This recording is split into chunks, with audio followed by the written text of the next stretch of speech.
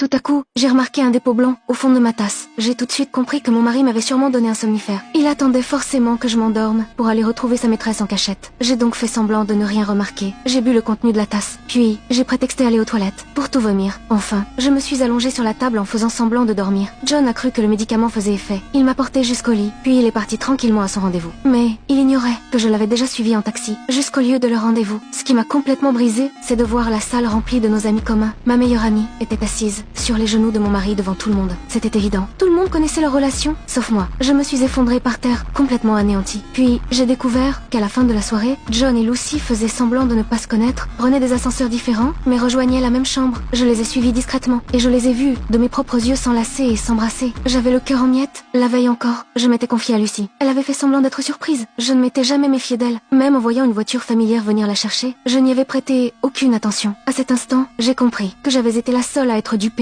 J'ai